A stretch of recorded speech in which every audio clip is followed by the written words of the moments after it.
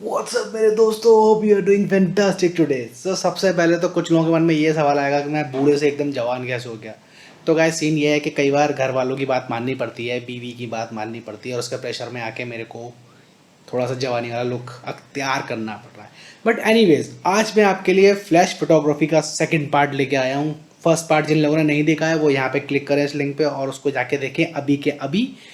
Second part में मैं आपको बताऊंगा कि हम जब भी फ्लैश फोटोग्राफी शुरू करते हैं एज अ बिगनर, हम चाहते हैं कि हमारी फोटो कुछ ऐसी सी आए, लेकिन साला आती कुछ ऐसी सी है। अब अगर आप इस चीज़ को डी कोड करना चाहते हैं और आप चाहते हैं कि आप अपनी नॉर्मल कैमरा फ्लैश से अमेजिंग फ़ोटो खींचें और उसका अमेजिंग लुक आए, तो आज की वीडियो आपके लिए बहुत ज़्यादा इंपॉर्टेंट है और इसको एंड तक देखना मत भूलिएगा। और हाँ, जो लोग मेरे चैनल पर पहली बार आए हैं guys, please subscribe to my channel. और अगर ये वीडियो अच्छी लगे तो इस पर लाइक भी कर देना और याद रखिएगा कि मैं इसी टाइप के टॉपिक्स पे वीडियोस बनाता हूँ। तो टाइम और बात करते हुए चलो शुरू करते हैं। Let's go.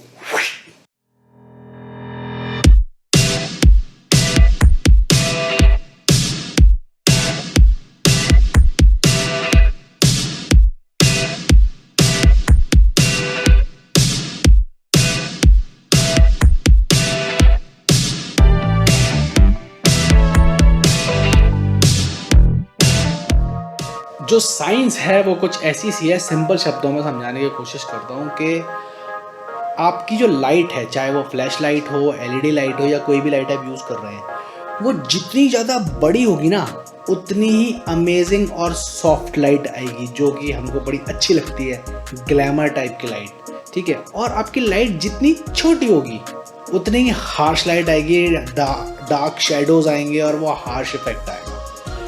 ठीक है। अब तो ये कर दिया मैंने साइंस की बात, अब लोगों के ऊपर से जाने लगेगी, क्योंकि अगर मैं थोड़ा सा और साइंस में घुस जाऊँ, इनवर्स स्क्वायर लॉ और ये और वो, तो आप लोग अभी वीडियो छोड़ के भाग जाओगे। तो भैया इसको ख़त्म करते हैं। Let's see the demo now. Okay, let's go. Okay guys, तो यहाँ पे आप देख सकते हैं कि ये मेरा सेटअप है। मैंने आज इस डेमो के लिए वायरलेस ट्रिगर यूज़ कर रहा हूँ अपनी फ्लैश के साथ। इसको मैं आगे जाके अगले ट्यूटोरियल में कवर करूँगा। और यहाँ पे आप देख सकते हैं कि मैंने अपनी फ्लैश को एक स्टैंड पे लगा रखा है शूट के लिए, और ये यहाँ पे आप दिख जाएगा कि आपको ये ट्रिगर लगा हुआ है। तो कुछ इस तरीके का सेटअप हम यूज़ करने वाले हैं। तो गाइस, पहली फ़ोटो के लिए मैं डायरेक्ट फ्लैश यूज़ करूँगा बिना किसी डिफ्यूज़र के। और ये आप देख सकते हैं कि कितनी हार्श लाइटिंग है इस फोटो में। अब हम यहाँ पे एक डिफ्यूज़र लगाएंगे जो कि एक सिंपल सा 5-in-1 रिफ्लेक्टर है। आप यहाँ पे देख सकते हैं, ये एक प्लेन वाइट कपड़ा कह लीजिए, एक प्लेन वाइट कपड़ा है, हल्का सा डिफ्यूज़ है और ये फ्लैश से लगभग 1 फीट के गैप में रखा हुआ है। इन दोनों के बीच में 1 फीट का गैप होगा आई गेस। और हम इसके थ्रू अब एक फ़ोटो शूट करके देखेंगे। इसमें क्या होगा कि फ्लैश की ये छोटी सी लाइट है ना, जब ये इस पर पड़ेगी तो ये पूरा एलिमिनेट हो जाएगा। इससे हमारा लाइट का सोर्स बड़ा हो जाएगा, जिसकी मैं शुरू से बात कर रहा हूँ। तो अब हम एक फ़ोटो इसके थ्रू लेते हैं और ये देखिए कितनी डिफ्यूज लाइट है ये, अगर आप कंपेयर करें दोनों को। तो अब मेरे कुछ दोस्तों के मन में ये क्वेश्चन उठ रहा होगा कि उनके पास ना ही अम्ब्रेला है, ना ही सॉफ्ट बॉक्स है, ना ही डिफ्यूज़र है और ना ही कुछ है, तो वो अपनी लाइट को कैसे डिफ्यूज़ करेंगे। इसका भी हल हमारे पास है। सिंपल गाइस, बाउंस करिए। आपने बहुत सारी वेडिंग्स में, इवेंट्स में फोटोग्राफर्स को देखा होगा कि वो अपनी फ्लैश के हेड को ऊपर कर लेते हैं और बाउंस कराते हैं। उससे क्या होता है, उससे आप अपनी लाइट के सोर्स को बड़ा कर देते हैं। तो लाइट क्या होती है, लाइट डायरेक्टली आपकी छोटी सी फ्लैश से निकलने की जगह पहले छत से टकराती है और फिर खूब बड़ी लाइट बन के निकलती है। और जैसा कि मैंने अपनी वीडियो के शुरू में बताया था कि बड़ी लाइट का मतलब है सॉफ्ट और ग्लैमर टाइप की लाइट। ठीक है।